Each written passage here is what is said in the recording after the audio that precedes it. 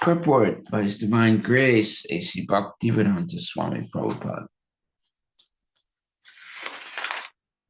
It is indicated herein that if there is negligence on the part of the priests, the demigods do not accept their share in sacrifices. Similarly, in devotional service, there are offenses known as seva aparada. Those who are engaged in worshiping the deity, Father and Krishna, to avoid such offenses in service. The offenses in service are described in the nectar of devotion. If we simply make a show of offering services to the deity, but do not care for the seva aparada, certainly the Radha Krishna deity will not accept offerings from such non-devotees. Devotees engaged in temple worship should not, therefore, manufacture their own methods, but should strictly follow the regulative principles of cleanliness, and then offerings will be accepted. Okay, now that's very important information because worshiping the deities is something that requires great, let's say, devotion and love for the deities.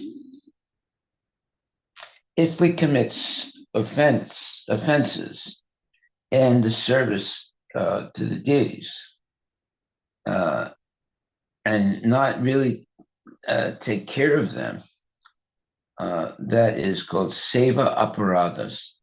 It's in other words, you're making of offenses to the service of deities. And what happens? Well, certainly the Radha Krishna deity will not accept offerings from such non-devotees. So therefore, Prabhupada says, devotees engaged in temple worship should not, therefore, manufacture their own methods, but should strictly follow the regulative principles of cleanliness, and then the offerings will be accepted. Well, many, many years ago, there was one devotee, and he would uh, bathe the deity, but never the feet of the deity for some reason or another. And what happened? Over time, he got a very severe, let's say, uh, disease of his feet, and he couldn't walk. Uh, and it looked like they were going to amputate his feet.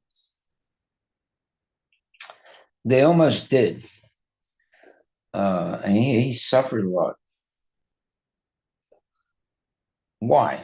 Because he was worshiping the deity, but he never bathed the feet of the deity. Why? Who knows why? And he just didn't want to do it. Therefore, and we didn't understand at first why he got such a severe, let's say, you call it, severe problems with his feet. But it's because he was worshiping the deity, but he never washed the feet of the deity. and then later on, after he went through, some operation and everything, and then he himself was able to think about, why this happened to him. And then he did mention to one or two other devotees that he thought that he got this severe, very severe infection in his feet because he was not bathing the feet of the deity. He would bathe the different parts of the deity, but not the feet. So, and here today it says, devotees engaged in temple worship should not, therefore, manufacture their own methods, but should strictly follow the regulative principles of cleanliness, and then offerings will be accepted. Well, that's the point. For some reason or other, he concocted the idea that he should never wash the feet of the deities, and then he got a severe infection in both of his feet, and he couldn't even walk. And eventually, he understood that it was because he wasn't washing for some reason or other. It's just some whimsical reason he was not washing the feet of the deities. Therefore, Prabhupada says one should strictly follow the regulative principles of cleanliness, and then the offerings will be accepted. Okay, there it is. And that's why he says if we simply make a show of offering service to the deity, but do not care for the seva aparada, the aparads or offenses in the activity of worshiping the deity, certainly the Radha Krishna deity will not accept offerings from such non-devotees. Devotees engaged in temple worship should not, therefore, manufacture their own methods, but should strictly follow the regulative principles of cleanliness, and then offerings will be accepted. For example, sometimes I've seen this, sometimes the devotee is a little bit late in doing his service, so he rushes to do his service but does not take a bath. I've seen that happen. And that's a very bad thing. There's a saying, it's no use rushing in the last minute. Better you go early. So if someone comes late to doing the deity service, that's an offense.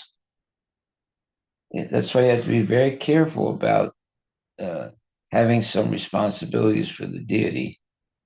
You can't, let's say, come late or even forget. Sometimes people forget to come. It's even worse.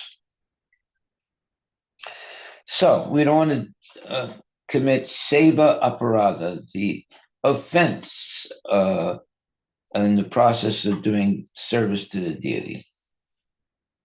And therefore it says, certainly the Radha Krishna deity will not accept offerings from such non-devotees. Devotees engaged in temple worship should not, therefore, manufacture their own methods, but should strictly follow the regulative principles of cleanliness, and then offerings will be accepted. Yeah, the deities are real. They're not statues. They are real. And if we understand that, then we'll be very, very careful in doing deity worship. Text 29.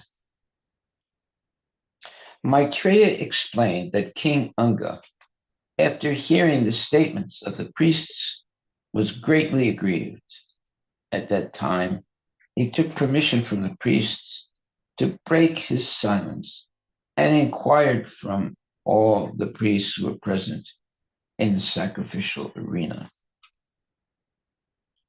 You see, we have to understand the culture of Krishna consciousness, especially in the association of highly elevated priests or highly elevated devotees.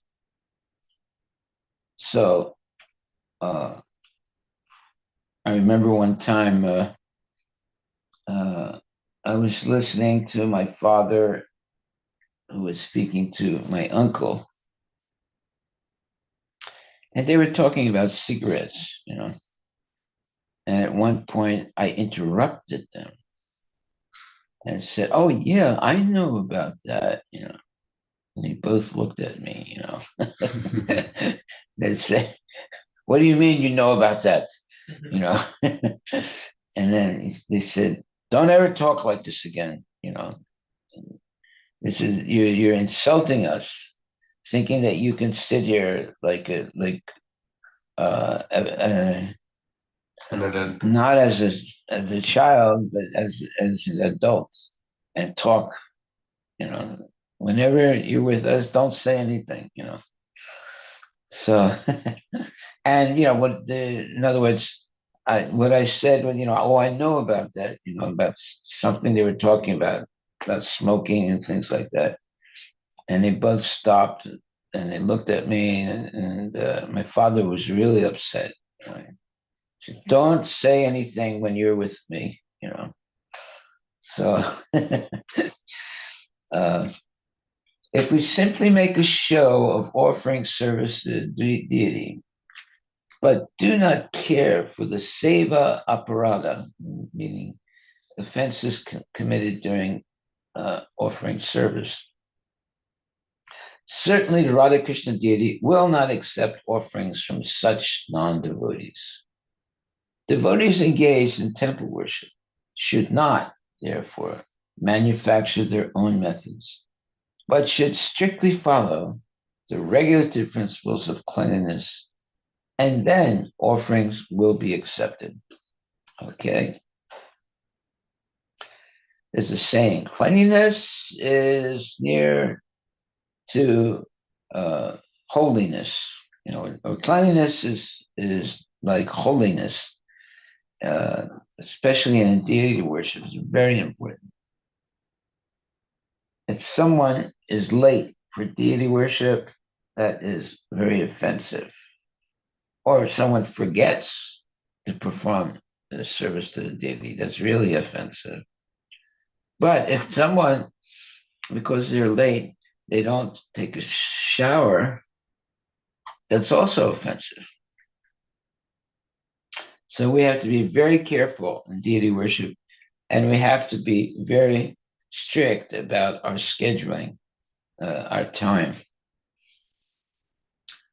Therefore, it says, if we simply make a show of offering services to the deity, but do not care for the seva aparada, the avoiding offenses in the process of devotional service, certainly the Radha Krishna deity will not accept offerings from such non-devotees. Devotees engaged in temple worship should not, therefore, manufacture their own methods, but should strictly follow the regulative principles of cleanliness, and then offerings will be accepted. Yes, so there was this one devotee, he was a pujari in our temple, but for some reason or other, he never washed the feet of the deities. He only washed the rest of the body of the deities, but not the feet. He could, he got a very serious infection of both his feet. He couldn't even walk. And it was strange. Then he realized that it was because, for some whimsical reason, he never washed the feet of the deities. So you have to be very careful in deity worship. You shouldn't think that you can get away with, well, it's just a statue. So if I don't wash the feet, so what's the big thing about that? No, it's a very big thing, very serious, and there'll be consequences. That's why Prabhupada says devotees engaged in temple worship should not, therefore, manufacture their own methods, but should strictly follow the regulative principles of cleanliness. Cleanliness is close to, or Next to godliness. yeah, close to godliness. We should strictly follow the regulatory principles of cleanliness, and then offerings will be accepted. Haribol. Text 29. Maitreya Uvacha, Maitreya said. Maitreya explained that King Anga, after hearing the statements of the priests, was greatly aggrieved. At that time, he took permission from the priests to break his silence and inquired from all the priests who were present in the sacrificial arena. Text 30, there's no purport for text 29. King Unga addressed the priestly order. My dear priests, tell me what offense I have committed. Although invited, the demigods are neither taking part in the sacrifice nor accepting their shares. That's serious.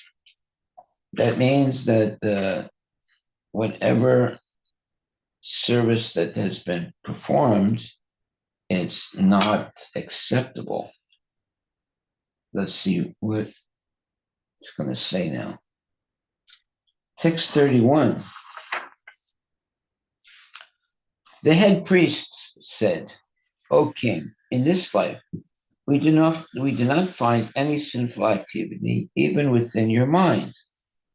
So you are not in the least offensive. But we can see that in your previous life, you performed sinful activities, due to which, in spite of your having all qualifications, you have no son.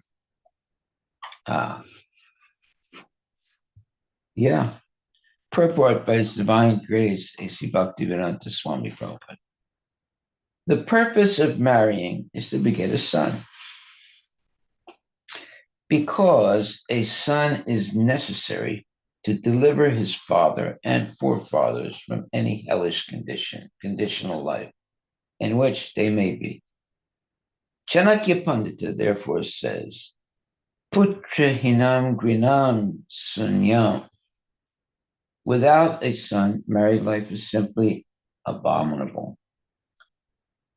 King Anga was a very pious king in this life, but because of his previous sinful activity, he could not get a son. It is concluded, therefore, that if a person does not get a son, it is due to his past sinful life. Well, yeah, I had one of my brothers, he never was able to have a son. He tried, but it just didn't work. Well, it's because his wife, she was like a chain smoker, and she was like not really kind. She was like, harsh. And he was very attached to her. Uh, I never really liked his wife. Uh, and my brother became like a slave for his wife, So I tried to avoid the wife because she didn't have she was not a good character. Anyway, Putta Hinam Binam Sunyam. Without a son, married life is simply abominable. Yeah, so I had two brothers. So one brother, he was able to have children, but this other brother, my oldest brother, he was never able to have a son with his wife, although he tried very, very hard. His wife was a smoker, and she easily became upset or angry. And I always avoided her. I didn't really like her at all. I don't know why my brother married her. I had a friend also. He was not a devotee, but he was a friend. And he had a wife that would always cheat on him. Like one time he came home and all the doors were locked and he was not able to get into his house. So he was knocking on the doors and eventually he even climbed up uh, on the side of the house where his bedroom was, and he looked in to his bedroom, and there was his wife having sex with some other guy. So he got really upset, and he was banging on the window, and his wife and the good man that she was with, they just ignored him. So, so I asked him, I said, why did you marry such a woman like that? He said, oh, she reminded me of my grandmother. I said, what? What? What was it of your grandmother that reminded you of her? He said, well, my grandmother used to sit in the kitchen and she would smoke a cigarette, but the cigarette would be on one side of her mouth, and smoke would be coming up into her eye, and she would bend her head one side, and that's the side where the smoke was coming up. And there's something like a little tear that would come down her cheek, he said. So this lady that I married, she reminded me of my grandmother. I said, but I said, that's really stupid. Why did he said, oh, I don't know. He said, and the woman that he married was always cheating on him. Was always, having sex with other people. And it was really terrible. However, she committed suicide. So what did he do after she committed suicide? He married uh, his wife's sister, who was just the same as the wife. uh, and I asked him, I said, "Well, look, you had a chance to get rid of, a bad wife. Why did you marry the sister?" And he said, "Oh, I don't know." He said, "I thought it was my duty to marry the sister." All crazy stuff. So there's so many crazy people in the world. It's all because of sex. They just can't control their mind and their senses. And they're not very interested in Krishna consciousness, or they're not interested at all in Krishna consciousness. Okay, so now, so text 31. The head priest said, O king, in this life, we do not find any sinful activity, even within your mind. So you are not in the least offensive. But we can see that in your previous life, you performed sinful activities, due to which, in spite of your having all good qualifications, you have no son.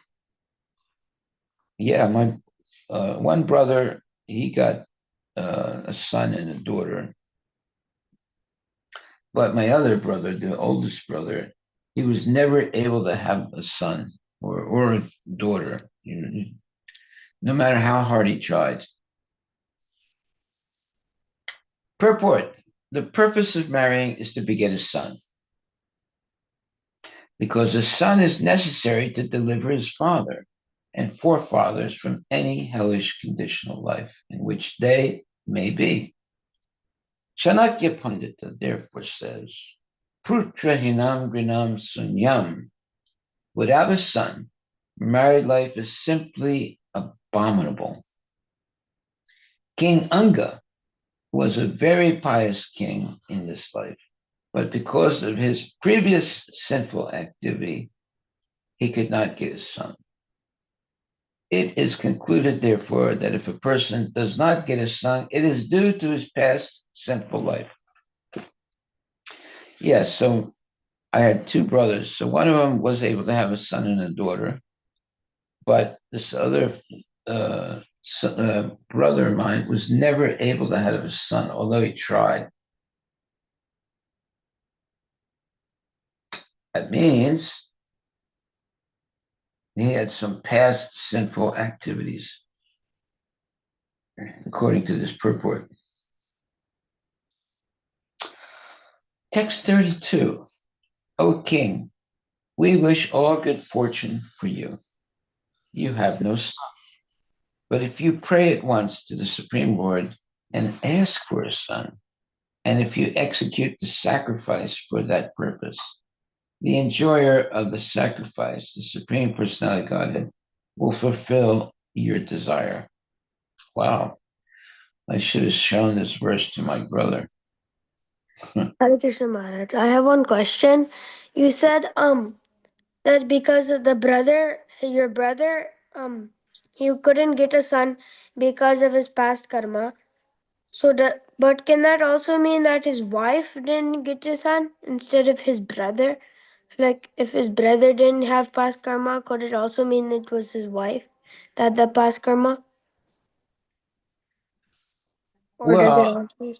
the wife that my brother married was like a chain smoker, and she had a bad character. So he was just an unfortunate person because he married a not a really good wife, and he probably had committed sins previously in his life. And no matter what he did, he was not able to get a son. He was not able to get a child at all. Right? But my other brother, he was able to have a son and a daughter. We have to be very careful in life and not commit any sinful activities. You have to be very, very careful because there are consequences. So here in text 32, it says, O king, we wish all good fortune for you. You have no son. But if you pray at once to the Supreme Lord and ask for a son, and if you sacrifice, and if you execute the sacrifice for that purpose, the enjoyer of the sacrifice, the Supreme Personality of Godhead, will fulfill your desire. Okay, so we should actually pray to Krishna. It shouldn't be that we're always praying for something. You know, give me this, give me that. You know, give me a son, give me a good wife, give me a good business, give me good this, give me good that. But we should always, because that's not really a prayer. That's just gimme, gimme. That's not really a prayer. Prayer is glorifying the Lord. So if we learn to glorify the Lord and glorify his transcendental qualities, that's a prayer. So we have to understand what is a prayer and what is not a prayer. All the gimme prayers are not prayers. They are what you would call business, uh, let's say, uh, uh, business transactions with the Lord. If you do this for me, I do that for you. You see, so that those type of prayers, the gimme prayers, are not real prayers. But to glorify the Lord, that's a prayer. Glorify the transcendental qualities of the Lord, glorify the pastimes of the Lord, glorify the Lord in many different ways. Those are prayers. Most people think that a prayer is a gimme prayer. Give me this, give me that, you know. That's not really a prayer. That's trying to do a business transaction with God. if you do this for me, I will do this for you. So we should avoid those false prayers. But a real prayer is glorifying the transcendental qualities of the Lord and his pastimes. Okay, so you see, before a person wants to pray, first they should learn what it means to pray. Most people think, well, my business is not doing good. I'm going to pray to God. God is not, uh, you know, interested in what your business is, right? If your business is doing good or not doing good, he's interested to see how much you love him. So those type of gimme prayers are not really accepted by the Supreme Personality of Godhead. Although he might, give some things that the person wants, but the best thing is simply to glorify the Lord, the transcendental qualities of the Lord, the transcendental pastimes of the Lord, and that is a prayer. So here it says, text 32, O King, we wish all good fortune for you. You have no son, but if you pray at once to the Supreme Lord and ask for a son, and if you execute the sacrifice for that purpose, the enjoyer of the sacrifice, the Supreme Personality of Godhead, will fulfill your desire. Well, my older brother, I had two brothers.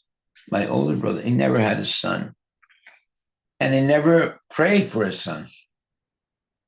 As it's saying here, if you execute the sacrifice for that purpose, that means for having a son, the enjoyer of the sacrifice, meaning Krishna, will fulfill your desire.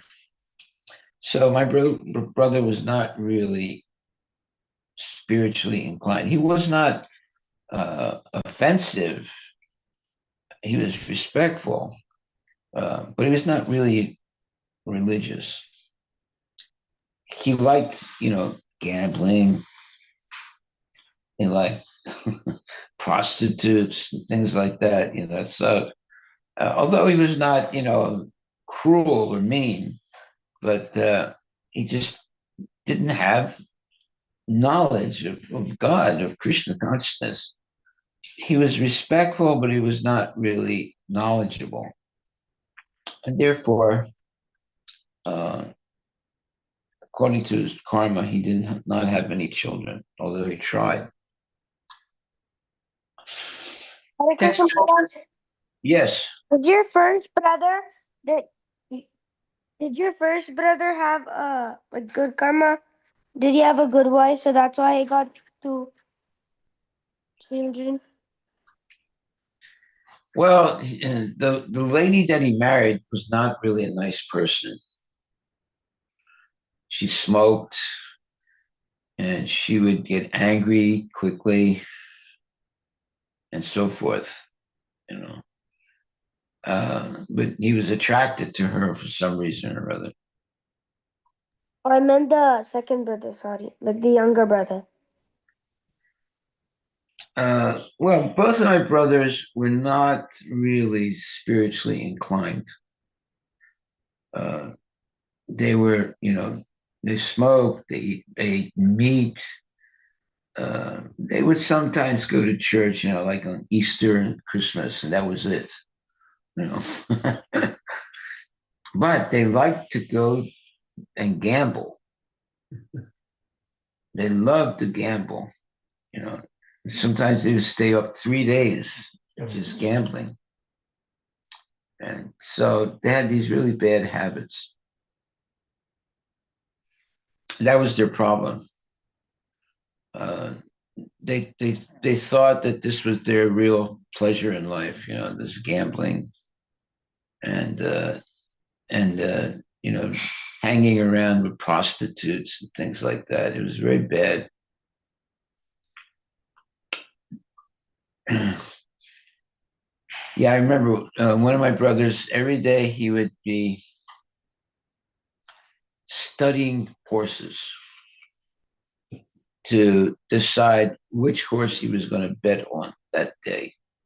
So he would, and sometimes he would even go to the stables where the horses were, uh, and talk to the the guys that would take care of the horses and see, if they're in good health or they don't have any injuries, things like that. And they're just wasting their time gambling on horse racing and gambling. At the casino. That was their pleasure. They'd work really hard all day long, and then they would go to the casino and lose their money, and that was their happiness. It's going to the casino and losing money, and always this one brother, all the time he would lie. You know, if if I asked him, well, did you win or lose? He said, oh, I won. You know, but he was lying. He never was winning. He was a loser. So it's very, very bad thing to be hooked on gambling and prostitution and working real hard, but with no goal to please God, just simply for their own sense gratification. Yeah, I never in my life have ever gone into a uh, gambling, uh, let's say, uh, uh, like horse races or gambling houses, places like that. I've never gone because it's really hard to make money. Why should I, after working really hard, go and gamble and lose that money? You see, so it's too hard to make money. Why should I go and waste it? Betting on horses and then going and playing cards all night long. My brothers, they sometimes when there was holidays, they'd stay awake for 2 hours, 2 days or 3 days gambling. That was their happiness. That's not really happiness. That was like an addiction. So although I was really young at that time, I would watch them gambling. And sometimes I'd say, go get me something to drink. And, and then, I just watched them, hours and hours just gambling. Sometimes on the holidays, they would gamble like 2 or 3 days without stopping. Then I realized I'll never do this. And I was never attracted to it. As I got older, I never gambled. It's too hard to make money. Why should I gamble the money? And usually you lose. I had one brother, he's always lying. I would say, well, did you make any money this day? Oh, yeah. But he was lying. He would always lose. So you see, gambling, illicit sex, whenever people engage in things like that, they lie also. You develop bad habits. So when I finally became Krishna conscious, I had a great relief because now I understood what is right and what is wrong. Before it wasn't clear in my mind what is right and what is wrong. But when I became Krishna conscious, I realized that there is a right and there is a wrong. And gambling is wrong. Illicit sex is wrong. Meat eating is wrong. Intoxication is wrong. But that's the things that my family was, not my father, well, not my mother, but my brothers were doing. So I felt sorry for them, but I couldn't convince them to stop. So anyway, that is the problem of material life. Okay, so text number, let's see, 31. You just said 32. Oh, we just did 32. Okay. Well, I want to do 31 again. Yes. The purpose of marrying is to beget a son, because a son is necessary to deliver his father and forefathers from any hellish conditional life in which they may be. Chanakya Pandit therefore says, Putra hinam grinam sunyam. Without a son, married life is simply abominable. King Anga was a very pious king in this life, but because of his previous sinful activity, he could not get his son. It is concluded, therefore, that if a person does not get a son, it is due to his past sinful life. Well, I had two brothers. One of them had a son and a daughter, and my older brother, he was never able to have a son. He tried, but his wife kept having not abortions, but um, she just couldn't have a baby. She would get pregnant, and then the baby would die. You know, and it was very sad. That's because he must have been very sinful, and that's why he could not get a son. Okay, text 32. Did we do that already? Yeah. Yeah, we did. Text 33. When Hari, the supreme enjoyer of all sacrifices,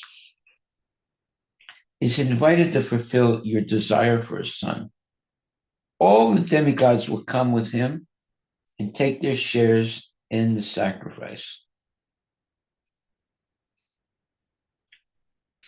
Purport by Srila Prabhupada. Whenever a sacrifice is performed, it is meant for satisfying Lord Vishnu. Well, see, now that's a very important statement. Nowadays, when there's a sacrifice that's being performed by pundits, I don't know if it's all the time, but usually the pundit will say, tell the person who's performing a sacrifice, say mama. And what does mama mean? It doesn't mean mother. Mama means it's just for me. That's not the purpose of sacrifice. The purpose of sacrifice is to glorify the Lord. But the pundits will ask the person, say, have you ever experienced that? Yes, sir. Yeah. The pundit will ask to the person, say mama, meaning this sacrifice is for me. That's not the purpose of sacrifice. Yeah. Even though Maharaj, before performing the sacrifice, the purpose or the intent was always to fix something or to get something. Yeah. Like even like Right. Not to glorify the Lord.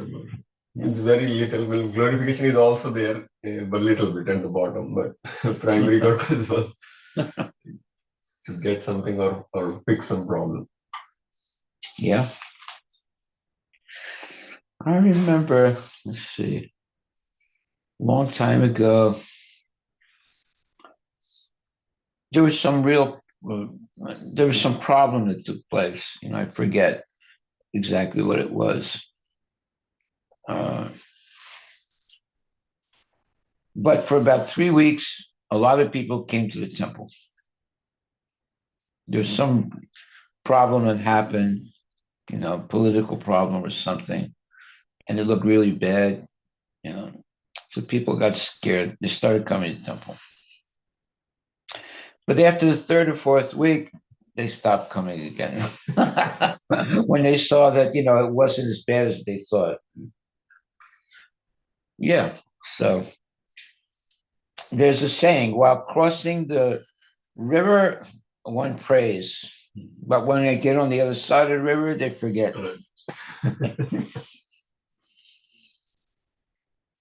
Haribol. Text 33. When Hari, the supreme enjoyer of all sacrifices, is invited to fulfill your desire for a son, all the demigods will come with him and take their shares in the sacrifice. Oh, if you don't perform sacrifice, there's no oblations for the demigods, so you're not going to get a son. Purport: whenever a sacrifice is performed, it is meant for satisfying Lord Vishnu, the enjoyer of the fruits of all sacrifices. Yeah, it's not for our personal enjoyment, it's to offer sacrifice to satisfy the Lord. And when Lord Vishnu agrees to come to a sacrificial arena, all the demigods naturally follow their master. And if their shares are offered in such, and their shares are offered in such sacrifices, the conclusion is that the sacrifices performed are meant for Lord Vishnu, not for the demigods. But today, many, many sacrifices are performed for demigods. It's unbelievable. And yet, and there are all kinds of horrible sacrifices that are being performed for demigod worship.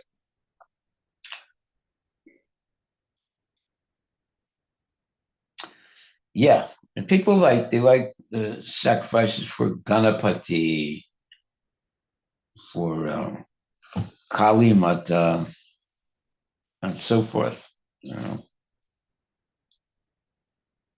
Sacrifices are meant for Krishna. He's the supreme personality of God. But people think, well, if I worship Krishna, he won't give me what I want. So then he'll go and look at the list of demigods, and he'll choose the demigod that'll give what they want. Right?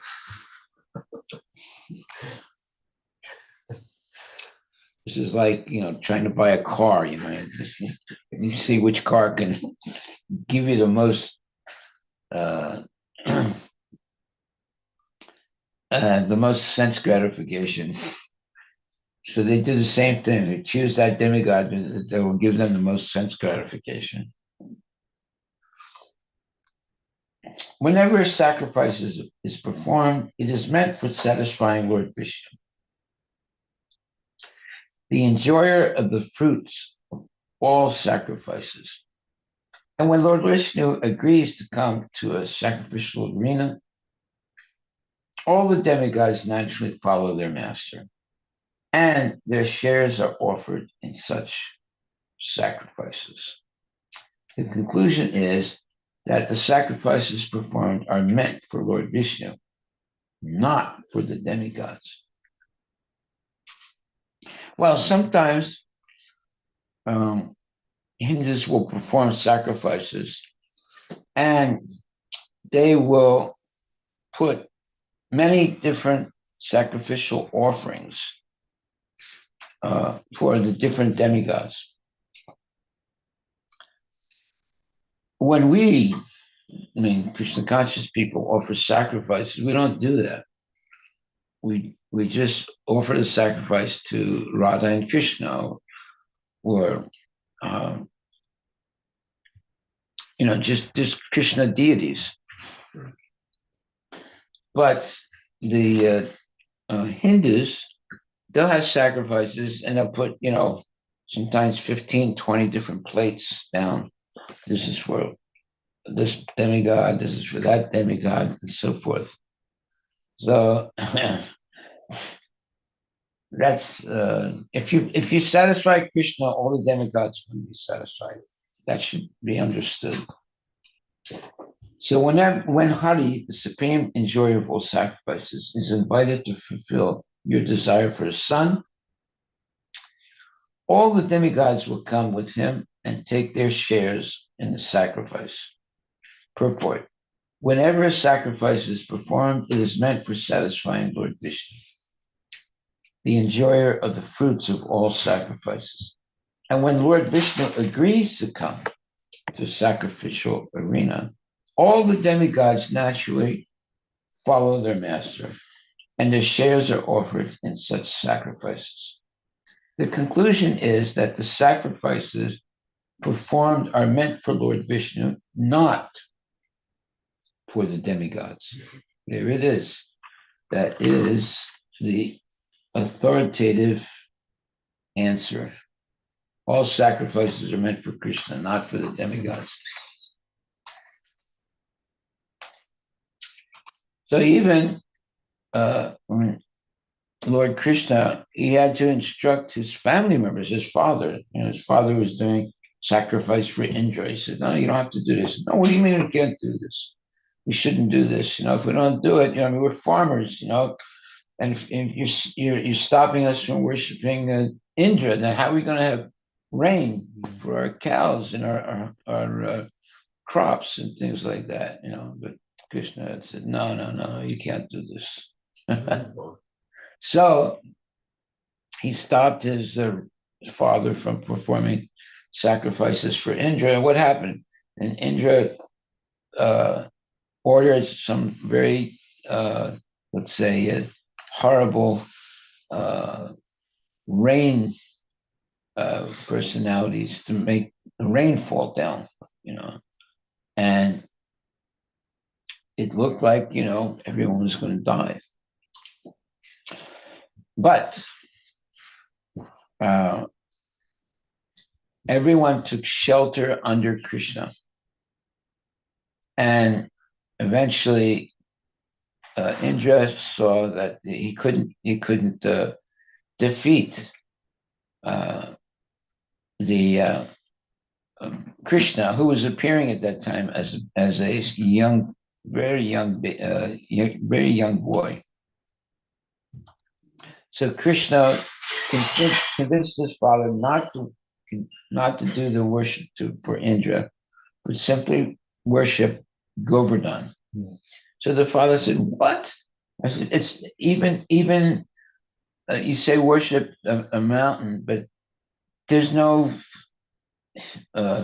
validation in Shastra about this." And he said, "No, no, no, you have to worship Govardhan because that's where you go to eat nice grass and so forth." So they worship Govardhan. But what happened? Krishna appeared in a form as big as the Govardhan Parvat to prove that he was not different than Govardhan. And that convinced everyone then that worshiping Govardhan is as good as worshiping Krishna. But imagine, Krishna appears in a form like Krishna is with his father, and he's a young child, right? But then Krishna, in this big form, big as the Govardhan itself, appears at the same time. So such new supernatural happenings are going on in the pastimes of the Lord. And that convinced Krishna's father that they were not making a mistake in worshiping Govardhan. But the father said, at one point, he said to Krishna, he said, "Look, there's nothing in the Shastra about worshiping a mountain. But Govardhan is not an ordinary mountain. It's not different than Krishna. And therefore, during the ceremony, circumambulating Govardhan, Krishna manifested a form of himself as big as the mountain of Govardhan to convince everyone that he was not, the Govardhan is not different than Krishna himself.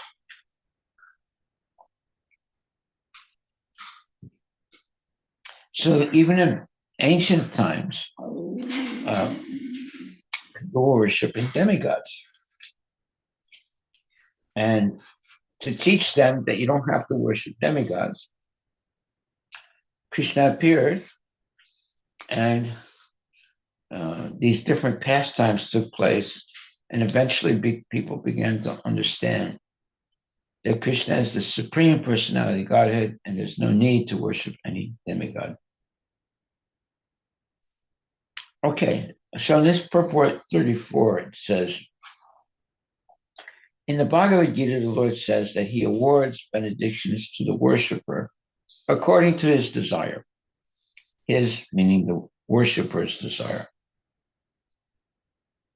The Supreme Personality Godhead gives all living entities conditioned life, conditioned within this material world, full freedom to act in their own way.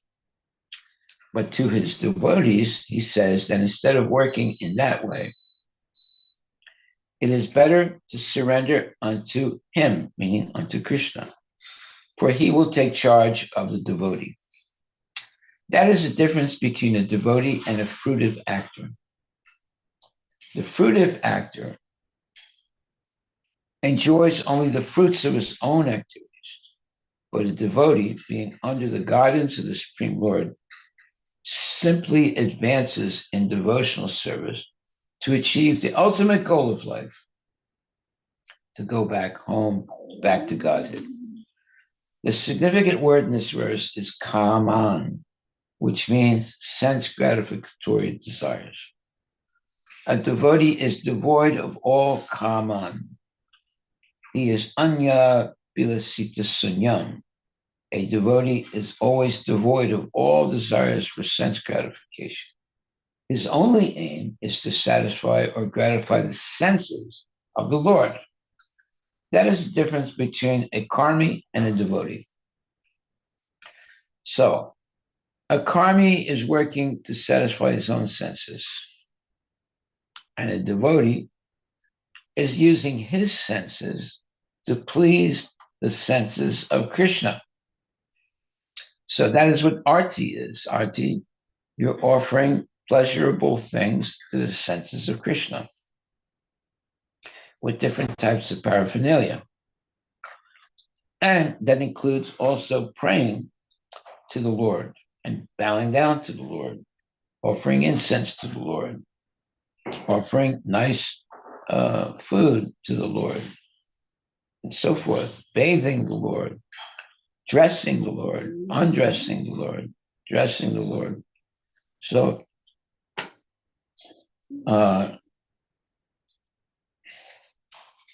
materialistic people, they don't have deity worship. They don't follow different fasting days. They don't offer arti. There's a lot of things that they don't do because they don't have any faith in God or in Krishna, the Supreme Personality Godhead. But devotees, their whole life centers around pleasing Krishna. On the other hand, the materialistic people, their whole life is centered around pleasing their own senses. So the question is, whose senses are you going to please? If you please your own senses, that is actually sinful, and it gets you entangled in the cycle of birth and death. If you please the senses of Krishna, you become liberated from the cycle of birth and death. So we should ask the question, whose senses should we please? If we decide to please the senses of Krishna, then we have a spiritual life. If we work only to please our own senses, we have a sinful life. Therefore, it says Anya Bilasita Sunyam. A devotee is always devoid of all desires for sense gratification. His only aim is to satisfy or gratify the senses of the Lord. That is the difference between a karmi and a devotee. That's our takeaway for today. The devotee is devoid of all desires for sense gratification. His only aim is to satisfy or gratify the senses of the Lord. That's why we have deities. Deities have senses. They have eyes, ears, nose, tongue, skin, everything. So uh,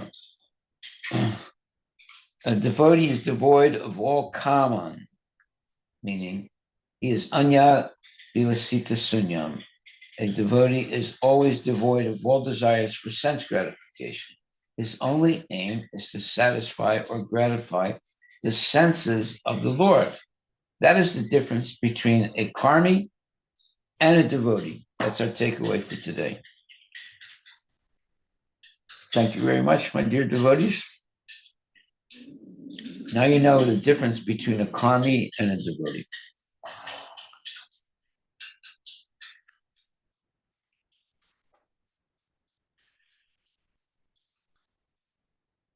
Yeah, it says the fruitive actor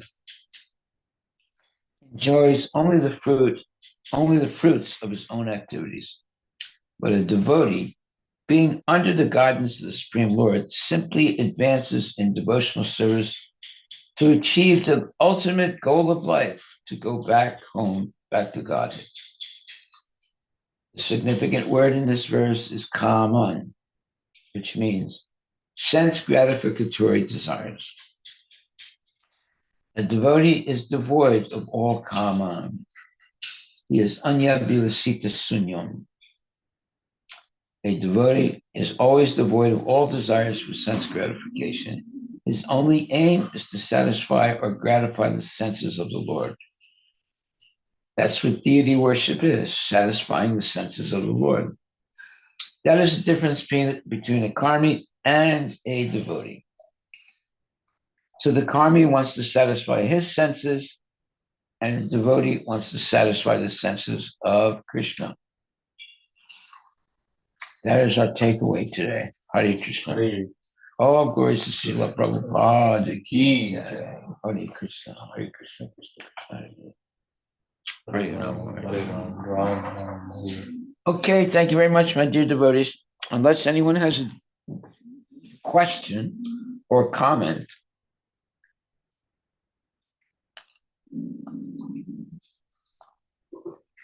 Anyone with a Hare Krishna Maharaj, I have a Yes. question. Maharaj, you said that you have to be very careful in with seva aparadh, right, towards the deities. So Yes. one should strive to really reach that place, or it is better to take it really slow and be very firm in what you're doing presently rather than progressing to a higher level. You know what I mean? In seva. Well, if you have a bona fide spiritual master, then you have someone who can guide you to make gradual spiritual progress. If you just take it upon yourself to decide, what seva you're going to do, that's problematic. But if you get the advice of bona fide gurus, that's the proper way to advance. So we should never do anything without getting the advice of a bona fide guru. That's what we learned when I had joined Krishna consciousness. I realized that I just can't make my own decisions. whatever I decide to do, I should ask Prabhupada first. So one day I was with Prabhupada in a car driving. We were going somewhere. And I said, Prabhupada, I'm starting this business and I'm going to name it Krishna Services. And Prabhupada said, no, he should say Hare Krishna Purposes. Let them say Hare Krishna once. In other words, when you put your sign up, it shouldn't just be Krishna Services. It should be Hare Krishna Services. So they say, people will see it and they'll say Hare Krishna once in their life. So he immediately corrected me. But if you don't have a guru, you're not going to be corrected. So Prabhupada was very kind in that way. He was always helping us to say Hare Krishna, Krishna Krishna, Hare Hare, Hare Rama, Rama Rama, Hare Hare. Or at least say Hare Krishna once. And he said, let them say, he said, you're going to put a sign up. Don't just say Krishna products. You should say Hare Krishna. Let them say Hare Krishna once in their life. Hare Bol. Hare. Thank you, Maharaj. Hare Krishna. Try. Any other questions and comments? Okay, we'll end the session and see you in the evening. Hare Krishna.